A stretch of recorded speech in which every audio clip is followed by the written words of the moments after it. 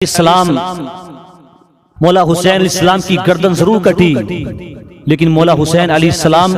کی گردن کٹنے کے باوجود آپ ہارے نہیں۔ بہت سے لوگ جو کہتے ہیں مولا حسین کی گردن کٹ گئی اور ان کا سارا خاندان میدان کربلا میں لٹ گیا تو وہ ہار گئے، نہیں ہارے نہیں۔ ایسی جیت مولا حسین علیہ السلام نے حاصل کی کہ جب جب قیامت تک کسی کی جیت کا تذکرہ کیا جائے گا، جب جب فتح و کامرانی کا تذکرہ کیا جائے گا، تو مولا حسین علیہ السلام کی کامیابی کو سر فہرست رکھا جائے گا۔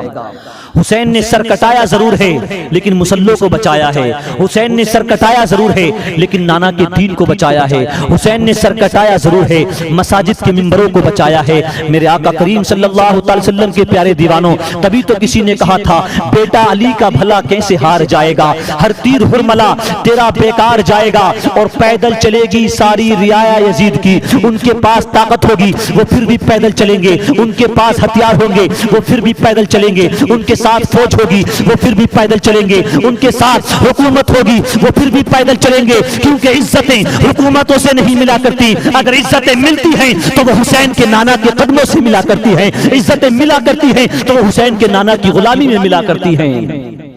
اس لیے کسی نے کہا تھا بیٹا علی کا بھلا کیسے ہار جائے گا، ہر تیر ہرملا تیرا بیکار جائے گا، اور پیدل چلے گی ساری رعایا یزید کی، پیدل چلے گی ساری رعایا یزید کی، نیزے پہ کربلا کا زمیندار جائے گا، نیزے پہ کربلا کا زمیندار جائے گا۔ یہیں پہ شعر اور سننے کے پے کرے تسنیم و ارم جیت گئے، پے کرے تسنیم و ارم جیت گئے، بھیڑ پسپا ہوئی میدان میں کم جیت گئے، اور یہ جو ہلکا سا تبسم ہے لب اصغر پر، اس تبسم کا یہ مطلب ہے کہ ہم جیت گئے،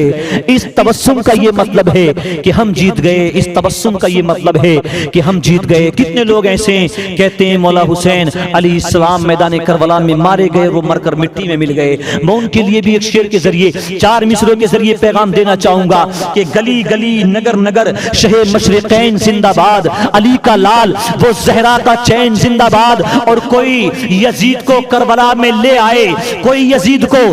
یا کوئی یزید کو کربلا میں لے آئے، ارے اسے بھی کہنا پڑے گا حسین زندہ باد، اسے بھی کہنا پڑے گا حسین زندہ باد۔ اور حسی صغیر کی مقتل میں کہہ رہی تھی یہی، صغیر سے مراد حضرت علی اصغر، حسی صغیر کی مقتل میں کہہ رہی تھی یہی، یہ بات کوئی جا کے اسے بتائے، ارے گھر میں چھپنا یہ نامردی کی علامت ہے، یزید اگر مرد ہے تو کربلا میں آئے، یزید اگر مرد ہے تو کربلا میں آئے۔ یہاں سے بات شروع کرتے ہیں پیارے آقا صلی اللہ تعالی وسلم کے پیارے غلاموں۔ اللہ تبارک و تعالی قرآن کریم فرقان حمید میں ارشاد فرماتا ہے قُلْ لَا أَسْأَلُكُمْ عَلَيْهِ أَجْرًا إِلَّا الْمَوَدَّةَ فِي الْقُرْبَى، محبوب آپ فرما دیں، قرآن کریم کی آیت کا مفہوم آپ سماعت کر لیں۔ اللہ فرماتا محبوب آپ فرما دیں کہ میں نے جو تمہارے سامنے دعوت اور تبلیغ پیش کی، آپ کو ہدایت کی روشنی میں لا کر کھڑا کیا، گمراہیوں کے اندھیروں سے نکال کر، اور دولت ایمان سے تمہیں سرفراز فرمایا، میں اس پر تم سے کچھ بدلہ نہیں مانگتا، میں کچھ اجرت نہیں مانگتا، ہاں اگر کچھ دینا چاہتے ہو تو میں اللہ کے محبوب فرماتے میں اپنے خاندان والوں کی محبت مانگتا ہوں، میں اپنے قرابت داروں کی محبت مانگتا ہوں، میں حسن کی محبت مانگتا ہوں، حسین کی محبت مانگتا ہوں، فاطمہ کی محبت مانگتا ہوں، میں علی المرتضیٰ کی محبت مانگتا ہوں۔ میرے آقا کریم صلی اللہ تعالی علیہ وسلم نے ارشاد فرمایا، ترمذی شریف کی حدیث پاک ہے کہ اللہ تبارک و تعالی تمہیں کھلاتا ہے پلاتا ہے،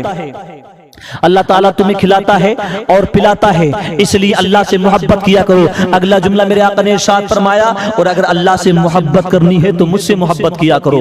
اگر اللہ سے محبت کرنی ہے تو مجھ سے محبت کیا کرو۔ میں نے عرض کی یا رسول اللہ سے محبت کرنے کا حکم آپ نے دیا، اللہ کی محبت کو تلاش کہاں کریں؟ آپ نے کہا مجھ سے محبت کرو، اگر اللہ سے محبت کرنی ہے مجھ سے محبت کرو، لیکن آپ بتائیں آپ کی محبت کہاں ملے گی؟ کیا کسی دکان میں ملے گی؟ کیا کسی بازار میں ملے گی؟ کیا دنیا کی کسی مارکیٹ میں ملے گی؟ تو جواب ملے گا نہیں، میری محبت دنیا کی کسی مارکیٹ میں نہیں ملے گی، کسی بازار میں نہیں ملے گی، کسی دکان میں نہیں ملے گی، پھر کہاں ملے گی؟ آقا ارشاد فرماتے ہیں میری محبت کو تلاش کرنا ہے تو میرے خاندان میں کرو، میری محبت حسن کی محبت میں ملے گی، میری محبت حسین کی محبت میں ملے گی، میری محبت فاطمہ کی محبت میں ملے گی، میری محبت علی المرتضیٰ کی محبت میں ملے گی،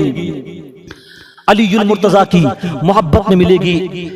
جیسے میرے آقا کریم صلی اللہ علیہ وسلم کو دنیا میں سب سے زیادہ حسین اور جمیل اللہ تبارک و تعالی نے بنایا، سب سے خوبصورت کائنات میں اللہ نے اپنے حبیب پاک کو بنایا، ویسے ہی خاندانوں میں سب سے زیادہ خوبصورت، سب سے زیادہ حسن و جمال والا خاندان اگر کسی کا بنایا تو وہ بھی اپنے محبوب کا بنایا۔ اسی لیے تو اصدق الصادقین امام المتقین عبداللہ بن عثمان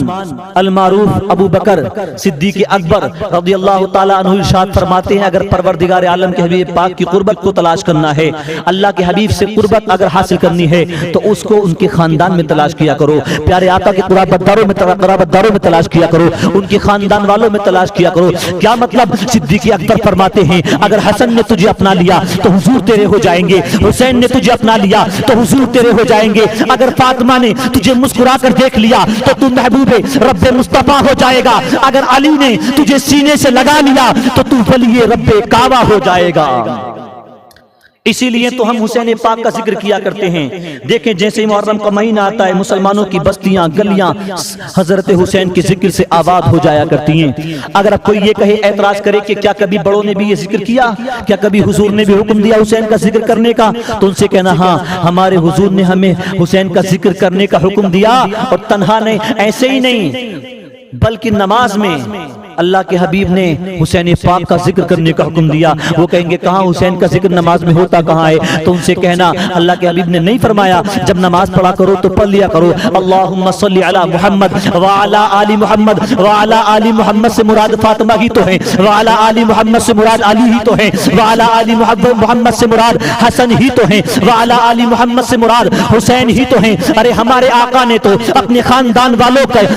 والوں کا ذکر کرنے کی تعلیم اس طرح سے دی۔ او مسلمانوں نماز پڑھو خدا کے لیے لیکن درود پڑھو علی کے لیے، نماز پڑھو خدا کے لیے لیکن درود پڑھو فاطمہ کے لیے، نماز پڑھو خدا کے لیے لیکن درود پڑھو حسن کے لیے، نماز پڑھو خدا کے لیے لیکن درود پڑھو سید الشہداء کے لیے۔ اسی لیے ہم مولا حسین علیہ السلام کا ذکر کیا کرتے ہیں، اور میرے حسین حضور سے جدا تھوڑی ہیں، کیونکہ میرے آقا نے فرمایا حسین منی وانا من الحسین، حسین مجھ سے ہیں اور میں حسین سے ہوں۔ کیا مطلب؟ حسین میرے آقا اگر شجر ہے تو